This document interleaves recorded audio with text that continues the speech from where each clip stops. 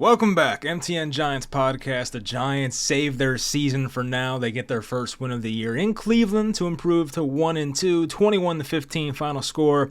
It's funny because if you asked me, if you told me the final score was 21-15, I would have said, yeah, the Browns probably won this game. But honestly, shout out to Daniel Jones. Honestly, I give the guy a lot of crap, rightfully so, but he played one of his better games today. This is a tough Browns defense. This is not Washington's secondary. This is a defense that is legit. And Daniel Jones went out there and he did what he had to do, had a couple touchdown passes. I think this is his first multiple touchdown passing games in a very long time, maybe since his rookie year. So Jones, after looking in week one like he was done for, has bounced back very nicely these past 2 weeks. I was wondering personally, was it just the Commanders that suck and they made Jones look better, or was Jones actually just good? And based on what we saw today, it's maybe he's kind of good. I'm not saying he's going to stick around for the future and whatnot, but I don't think it's going to be this disaster of a season that we once expected. So Jones was 24-34, 236, 2 touchdowns, only 2 sacks. That's a big thing. The offensive line once again played pretty well. The run game was decent. It was somewhat effective. Of course, Singletary fumbled. But overall, this was a great win. And the Giants really won this game on the back of Malik Nabers first and foremost, and Daniel Jones. But also the pass rush that over the offseason was promised to be this great pass rush. We got Brian Burns and blah, blah, blah. It came through today. The first 2 weeks were disappointing, right? People were asking, where's Brian Burns? The wanted posters were out. Where was he? Back of the milk carton, all that stuff. Kayvon wasn't as good as Burns in this game, but he was still effective. And, of course, Dexter Lawrence. Those 3 guys showed up today, did what they had to do. Watson got sacked 8 times in this game. It was a big reason why the Giants won this game. So a lot of praise to go around in this game, but I'm happy to sit here talking about a win for once, and the Giants actually saved their season. So we don't have to talk about quarterback prospects at the end of September. It's nice. So the Giants get it done. They do play Thursday, so it's a quick turnaround. They're going to get a pissed off Dallas team at home, so we'll see how that goes. But anyway, leave a like, subscribe, all that, and let's get into it. I want to make sure I get my stats straight. So according to Monty on Twitter, X, I'll put this tweet in the video here, but Daniel Jones has not thrown 2+ touchdowns in back-to-back games since November 11th, 2020. So it was not 2019, his rookie year. It was 2020. I do not remember that. But yeah, it's been a long time since Jones had multiple touchdown passes in back-to-back games. So that's awesome to see. I don't know what the difference is. Besides Malik Nabers, that's the big thing. It is the same Brian Daboll offense. But Malik Nabers is really freaking good. We should just start there. Obviously, I was a big fan of the pick. I, of course, wanted a quarterback. Drake May would have been ideal. Caleb would have been ideal. Jaden. If they took McCarthy, I would have been all right, that's fine. But the other 2 guys, I wasn't really that big of a fan of. But taking Malik Nabers there, I don't want to say it's a can't-miss prospect because I feel a lot of times we're guaranteed this guy is a generational prospect, and it doesn't end up being that sometimes. But the guy is fantastic. I was a person that was he might be better than Marvin Harrison Jr. And so far, he looks so good. The first game versus Minnesota, we saw the flashes. He caught some deep dig routes a couple times, but nothing too flashy. Last week versus Washington, the guy was insane. And then today against a tough Cleveland team. And once again, I just wanted to see, what does this team look like versus a tougher defense? I feel most teams can have their way with the Washington Commanders secondary. But what can you do when you're playing a defense that knows what to do, who to zone in on and who to stop, and Nabers still caught 8 of 12 targets for only 78 yards. You would hope for a bit more, but still, 2 touchdowns, had some insane catches, the back-to-back catches at the end of that first half. One, he just completely mossed Emerson, the corner. It looked like it was going to be intercepted, and then Malik is I'll take that from you, little man. And then 2 plays later or so, he catches that touchdown where Jones admittedly throws it a bit high, and he somehow drags his feet while the top of his body's leaning out of bounds. It was just great body control and everything. So just a super impressive start to his young career. And there was a stat out there about Malik Nabers that I wanted to post. Here it is. Malik Nabers is the first player in NFL history with 20+ receptions, 250+ receiving yards, and 3+ receiving touchdowns in his first 3 games. The guy is quarterback proof. There was some concerns about can he produce with Daniel Jones, and honestly, Jones has not been that bad the past 2 games. But Can he produce with Daniel Jones? He can produce with anybody. You can put Nick Mullins back there. You can put that Skylar Thompson dude back there from the Dolphins we saw today who was ass. Like, you can put anybody back there. Malik Nabers is going to get his. He is a very good receiver, probably already top 10. And I'm just excited to see where this kid's career goes. He is just on a great path right now. It reminds me of like when OBJ broke into the league. Maybe he'll make some insane one-handed catch as well. But yeah, he's just been crazy so far. Anyway, I do want to go through the game as I usually do. Just kind of go through each quarter and the big moments. This game, thanks to Eric Gray, started out as horribly as it possibly could. You get your food, you get your snacks, your drinks, you sit down. All right, we got Giants football today. I'm excited. Let's save our season today. You plop your ass on the couch, and then literally like 6 seconds into the game, Eric Gray fumbles the opening kickoff. Browns get the ball, which is already bad enough. You're like, oh my God, we just lost the possession right there. And now Cleveland gets the ball at the start of the third quarter. So you're sitting there with that. Literally the first play from scrimmage. Deshaun Watson under center, drops back, throws it up to Amari Cooper, who, yeah, he's fine, by the way. Amari Cooper, he had a rough couple games early on, but he's fine. He looked fantastic out there. He did get hurt at the end, but I think he's fine. But he goes up, makes this crazy catch, great body control, gets the feed in on Deonte Banks, who did have some tough reps and some rough-looking reps against Amari Cooper today. But just one scrimmage play. There were 2 plays into the game. You have a fumble on a kickoff, then you have this touchdown from Amari Cooper. It's like, oh my God. Like, I'm sitting here thinking, like, this team might not win a game. They may not. And I want to go back to when this play was, because this play ultimately changed the entire momentum of the game. There's some people, when you talk about sports, whether it's basketball, football, baseball, whatever, I believe in momentum. I personally do. It sometimes takes one play to change the outlook of a game. Right? And I think some good coaches and historic coaches will say it's not one play that loses you a game. It's about a series of 5 or 6 plays that ultimately decide a game, which I do believe as well. But this one play changed the entire game. It was I think this was the play, 9:51 left in the first quarter. Jones was looking for, I believe, Theo Johnson, and the corner jumped the route. Intercepts the ball inside the Giants' own 20-yard line. So Cleveland's already up 7-0, and you're thinking like they have the ball up 7-0 inside the red zone already. So after that interception, which once again it was a clean interception, but there was kind of a late flag. They called roughing the passer, so the interception was taken off the board, negated, and then the Giants ever since that moment.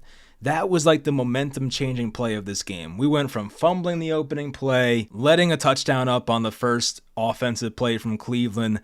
Jones throws what looks like to be an awful interception inside his own 20, but then it gets negated by this late hit, unnecessary, I think it was roughing the passer technically, which I guess it was. It was hands to the helmet, so he did hit him in the head. So, I mean, kind of a soft call, but it did kind of save this game for the Giants.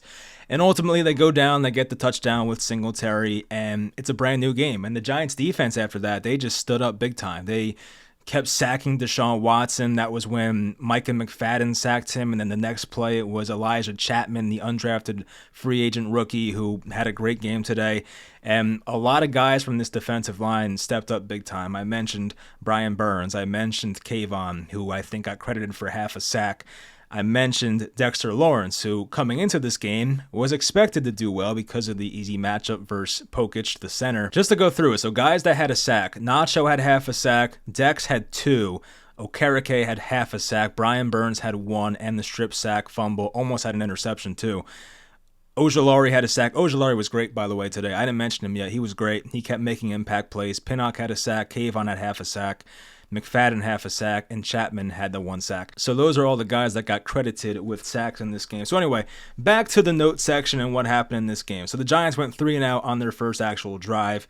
They had the 3rd and 11. They threw it short to Nabers. Okay, wasn't a big fan of that throw, but I guess it's better than throwing an interception or something in that situation. On the first touchdown drive for the Giants, there was that play. It was a 3rd and 7, I believe it was, where Jones got away from like 3 or 4 pass rushers, and I don't think I've ever seen Jones maneuver the pocket that well. It was like he actually knew what he was doing, not just like doing some dumb shit. Like he actually knew where to go. Bouncing left, bouncing right, getting away from different Browns pass rushers, and rolling out right and making that throw to Wandale, who was about a foot short of the first down. Then they ran that jet sweep to Malik Nabers to get the first down. But Jones on that play showed awesome like pocket awareness and just maneuvering very well, being elusive, stuff that you just haven't seen from Jones during his NFL career. So that was great to see. We talked about that crazy Nabers catch and that touchdown catch. Right before the Nabers touchdown catch, the first one, there was the play where Theo Johnson leaked out, and it honestly was a layup. It should have been a touchdown. At first when I was watching it, I was like, man, he should have caught that. It did pretty much get his full hands. But then when you watch the replay, it was like Jones definitely could have taken a bit off that throw. So as I said, Jones wasn't like perfect today, but for his standards, he was pretty damn good. So it was a shame to see Theo almost have his first career touchdown. It'll come. It's going to happen. 14 play, 93-yard drive there to end the half. There was the Brian Burns sack and fumble. Elijah Chapman recovered that fumble. And the crazy part is Burns was seriously questionable coming into this game. They kind of had to decide during like the pregame warm-ups if he was good enough to go, which luckily he was. So to come into this game highly questionable with a groin injury and to play that well, it was a special game for Brian Burns. His first great game as a New York Giant, hopefully the first of many. In the third quarter, there was that great throw by Jones to Bellinger, who they weren't sure if he caught the ball. After replay, he did actually catch it, but the Giants did the smart thing. They hurried up, got the next play off. Then, of course, Devin Singletary fumbles on the next play, so that didn't go too well. Singletary has fumbled now back-to-back games. It seems to be an issue. I don't remember Singletary having this big fumble issue in the past. Maybe he did. I should have probably looked into that more. And if that trend continues, then he might lose some playing time. We'll see. It seems like the Giants want to use him for a lot of their snaps on offense.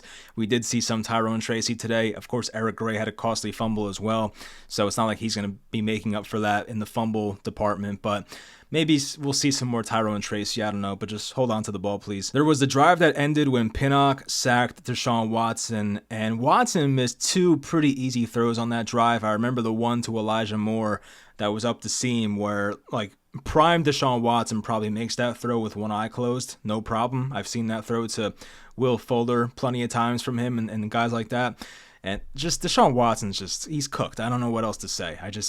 This coming into this game, it was a matchup of two quarterbacks that were presumed to be broken, and Daniel Jones proved that, hey, maybe there is something here. I'm not saying he's going to be like the franchise quarterback of the future, but Jones at least is not completely broken. Deshaun Watson, on the other hand, is broken. That guy, I just don't think can be fixed. After seeing what I saw today, sitting down from start to finish to watch a Deshaun Watson game, I do watch Red Zone every week. They'll show some bad Watson plays here and there, but to sit down from start to finish and watch a full Deshaun Watson game, I came away saying, holy shit, this guy stinks. What happened to him? Like, okay, he made some nice plays. There were a couple rushing plays. That's the one thing he can still do very well, is just run the ball very well. He can dodge tacklers. He did have that one run, I think, in the early fourth quarter to get inside like the red zone. In terms of like his arm and making passes, aside from that first pass of the game to Cooper, there was nothing really I was like, oh, that's a great throw by Deshaun Watson. It was all just garbage. And I don't know. I just feel bad for Browns fans putting up with that. But anyway, Azeez had a sack in that late third quarter. Burns hit Watson's arm to force an incompletion. That was a big play. I think that was intended for Jerry Jeudy, so that may have saved the first down. In the early fourth quarter, Deonte Banks got cooked by Amari Cooper once again on that delayed slant touchdown. Jerry Jeudy caught a 2-point conversion on Dane Belton. That was one of those situations where the team is down by 8 points and they decide to go for 2 because analytics, teams do that. I remember when Pat Shurmur did that back in 2018 and people were like, what the hell is this guy doing? And now everybody does it. Once you're down by 2 touchdowns pretty late in the game, teams always go for 2. I think based on the analytics, if you go for a 2-point conversion, you're bound to get it at least once out of 2 times. So I guess based on the numbers, they do it that way. I don't know. I don't fully understand it, but I kind of get it at the same time. So they do that. It works out for them. We're sitting there like, oh, shit, they're down by 6 points. So the Browns had a real chance to win this game. And, middle of the fourth quarter, I'm sitting there saying, they're going to lose this game probably. It just feels like that's something the Giants would do. There was the missed field goal by new kicker Greg Joseph, who ended up missing a 48-yard attempt, and it wasn't very close either, so that was a damn shame. Before that happened, though, Jones almost made a very costly interception. He just threw a ball off his back foot inside his own end zone. It got batted down, luckily, but that could have been very tragic if that got intercepted, of course. There was a Jerome Ford fumble. It was a very weird play. It was like just a regular shotgun inside handoff, and Ford just let it bounce off his chest, and Ojulari was there to recover it. Kayvon had a big third down stop on a quarterback sneak by Jameis Winston, and of course, Deshaun Watson, who for some reason did not extend. I don't know why he didn't do it. I feel like if Deshaun extended his arm, he may have got that first down, but he came up just short. Giants got the ball back. And then, as I mentioned, Joseph missed the field goal, and the Browns had a chance to come down and win this game once again. They were down by 6 at this point. They got the ball back with exactly 3 minutes to go on their own 38-yard line, so not too far to go to try and win this game. And Deshaun Watson, to his credit, who I did say a couple minutes ago did not make many impressive throws in this game, this was a great throw. Threw a ball on 4th and 4 to Cedric Tillman, who I think is more of a deep threat, but it hit Tillman right in the hands, and it just got right past Deonte Banks by like an inch. It was such a perfectly placed throw. And I believe on that play, Amari Cooper was off the field because Cooper had hit his head on the previous play. He had to sit out for a play. You can tell Cooper wanted to stay in the game, but the trainers were like, no, you're coming with us. And I think maybe by rule, if you're down with injury, you have to stay off for a play. I forget the rule. But anyway, they go for Tillman, and the ball hits him in the hands. He drops it, and that's it. Singletary on the first play from scrimmage after that with 2:23 to go in the game, he runs for 43 yards, and instead of scoring a touchdown, the Browns had no timeouts left. Singletary did the responsible thing. If you have him in fantasy, it sucks. That's always a bad part of fantasy football when guys do this. But Singletary slides down at like the 1-yard line, and the Giants end up kneeling the ball 3 times, and they win the game. There was a stat from Seth Walder on X, 39% pass rush win rate for Brian Burns today, 6th highest of his career for pass rush win rate. His highest, of course, as a Giant.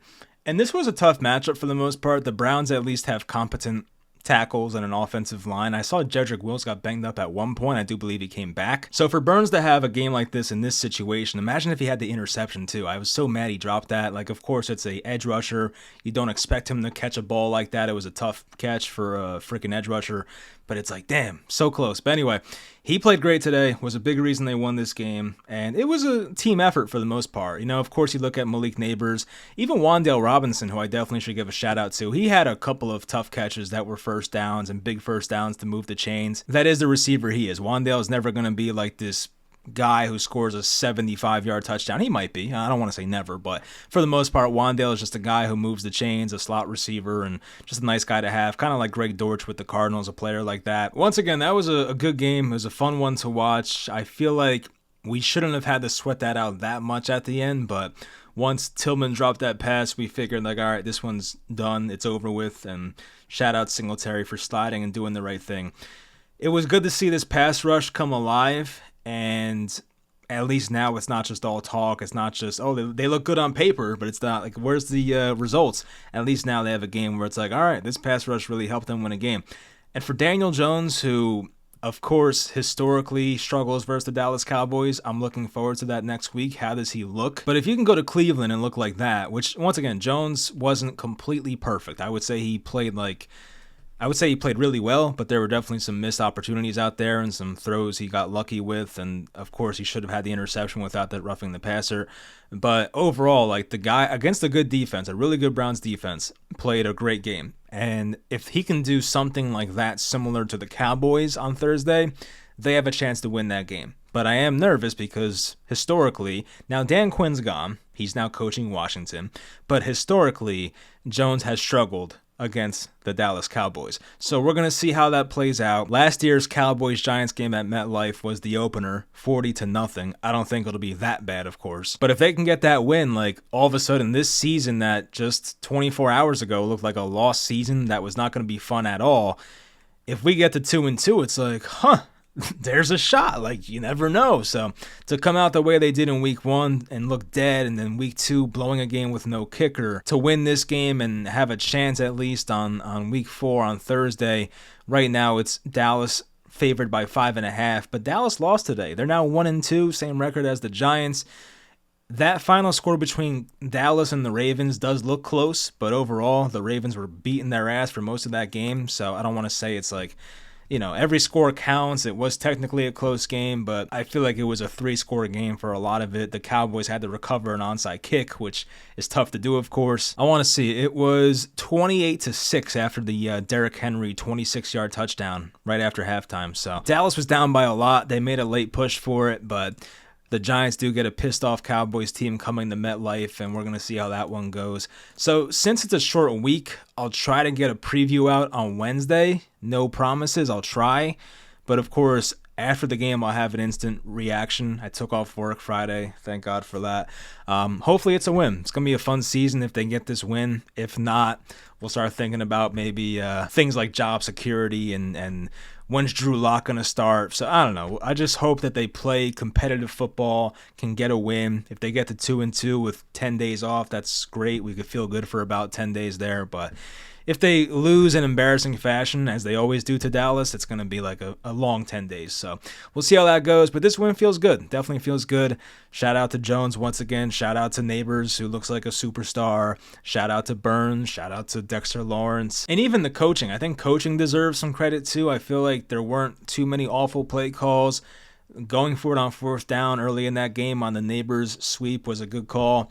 So things like that, like they called a good game in this one. You can't help that Singletary fumbled the ball. You can't help certain things. You can't help that Greg Joseph missed a 48-yard field goal. But overall, I do feel good for Brian Daboll. I felt like the pressure was really getting to him. We saw him in some of the press conferences, how he was getting like a little I don't want to say like standoffish, but a bit hot-headed at times. But at least now getting a win can kind of take that pressure off. I guess unfortunately it is a quick turnaround, which sucks. But because I feel like when you lose a game, you want the quick turnaround. But when you win a game, it's like I kind of want to just digest this win and enjoy it. But we'll see what the pass rushing stats are when they come out tomorrow. I've seen some people on Twitter posting the pass rushing stats. I don't know what to believe, but I will be interested to see what kind of pressures that Kayvon got, and Brian Burns and Dexter Lawrence and Elijah Chapman. We'll see what, those stats come out to be, because those guys definitely showed up on the screen the entire day. On the downside, I did see some bad reps from Cordell Flott. He did have 7 solo tackles today, 9 total, which may not be a good thing overall if your secondary is making that many tackles. But he did miss that Jerome Ford tackle on that 3rd down and short. And I feel like he made another bad play in this game too. I can't remember now. But there was, of course, some rough reps from Deonte Banks, who I know some people are concerned about right now. And I guess there's a reason to be somewhat concerned. But I'll give him more of a chance. I'm not ready to just say like, oh, this guy's a bust or anything like that. So we'll see how it plays out for him. So that'll do it. We'll see what happens Thursday. I'll try to talk to you guys Wednesday for a preview. If not, I'll talk to you guys Thursday night.